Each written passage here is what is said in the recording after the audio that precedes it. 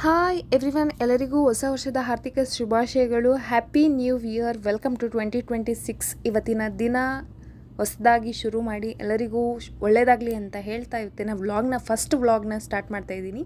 ನಾನಿವತ್ತು ಎಲ್ಲಿಗೆ ಹೋಗೋಣ ಹೊಸ ವರ್ಷಕ್ಕೆ ಅಂತ ಯೋಚನೆ ಮಾಡಿದಾಗ ನನಗನ್ಸಿದ್ದು ಟೆಂಪಲಿಗೆ ಹೋಗಿ ಬರೋಣ ಅಂತ.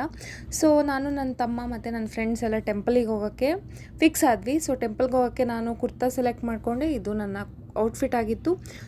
ಈ ಕುರ್ತಾಗೆ ನಾನು ಏನು ಬೇಕು ಸ್ವಲ್ಪ ಸಿಂಪಲ್ ಮತ್ತು ಕ್ಯೂಟಾಗಿ ರೆಡಿ ಆಗೋಣ ಅಂತ ರೆಡಿ ಆಗೋಕ್ಕೆ ಸ್ಟಾರ್ಟ್ ಆದೆ. ಫಸ್ಟ್ ಹಾಕಿದ್ದು ಸನ್ಸ್ಕ್ರೀನ್, ಮಾಯ್ಶ್ಚರೈಸರ್ ಆ್ಯಂಡ್ ಲ್ಯಾಕ್ಮೆ ಅವ್ರದ್ದು ರೇಡಿಯನ್ಸ್ ಕ್ರೀಮ್. ಅದಾದಮೇಲೆ ಕಾಂಪ್ಯಾಕ್ಟ್ ಪೌಡರ್ ಹಾಕ್ಕೊಂಡು ಮತ್ತು ನಾನು ಹಾಕಿದ್ದು ಕಾಜಲ್ ಅಂದರೆ ನನಗೆ ಒಂಥರ extra kick for my beauty ಅಂತಲೇ ಹೇಳ್ಬೋದು.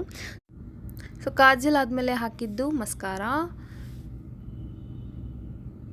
ಇವತ್ತು ಪ್ಲ್ಯಾನ್ಸ್ ಅಂತೂ ಏನೂ ಇಲ್ಲ, ಎಲ್ಲ ಅನ್ಪ್ಲ್ಯಾನ್ಡ್ ಆಗೇ ಹೋಗ್ತಾ ಇದೆ. ಸೊ ಹೋಗ್ತಾ ಎಲ್ಲೆಲ್ಲಿಗೆ ಹೋಗ್ಬೇಕಂತ ಅಲ್ಲೇ ಡಿಸೈಡ್ ಆಗುತ್ತೆ. ಬಟ್ ಸ್ಟಾರ್ಟಿಂಗ್ ಡಿಸೈಡ್ ಮಾಡಿದ್ದು ಮಾತ್ರ ಟೆಂಪಲ್. ಸೊ ನಾನು ಇವಾಗ ಈ ಔಟ್ಫಿಟ್ಟಿಗೆ ಈ ಥರ ಬಿಂದಿ ಇಟ್ಕೊಂಡು ಮತ್ತು ಇಯರಿಂಗ್ಸ್ ಕೂಡ ಮ್ಯಾಚ್ ಆಗ್ತಾ ಇದೆ ಅಂತ ಅನ್ಕೋತೀನಿ. ಡ್ರೆಸ್ ಕಲರಿಗೆ ಆಲ್ಮೋಸ್ಟ್ ಕಾಂಟ್ರಾಸ್ಟಾಗಿ ಗೋಲ್ಡ್ ಪ್ಲೇಟೆಡಲ್ಲಿ ಇರುವಂತಹ ಇಯರಿಂಗ್ಸ್ನ ಮ್ಯಾಚ್ ಮಾಡ್ತಾಯಿದ್ದೀನಿ. ಸೊ ನೋಡಿ ಈ ಥರ ಕಾಣ್ತಾ ಇದೆ.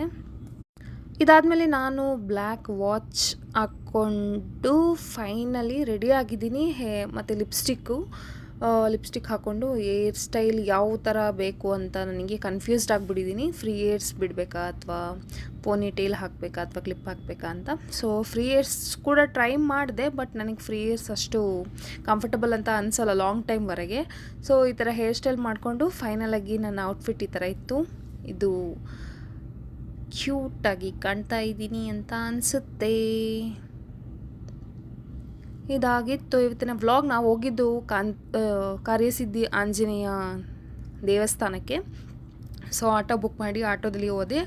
ಅಲ್ಲಿ ಹೋಗಿ ನನಗೆ ಅರಕೆ ಕಟ್ಟೋದಿತ್ತು ಅಂತ ಹೇಳಿ ಅದಕ್ಕೆ ಅರಕೆ ಕಟ್ಟೋ ವಿಧಾನಗಳನ್ನೆಲ್ಲ ನಾನು ಮುಗಿಸಿ ಪ್ರಸಾದ ತಿಂದು ಕೊನೆಗೆ ಹೋಗಿದ್ದು ನನ್ನ ಕೃಷ್ಣನ ದೇವಸ್ಥಾನಕ್ಕೆ. ಇದಾಗಿತ್ತು ಇವತ್ತಿನ ವ್ಲಾಗ್ಸ್.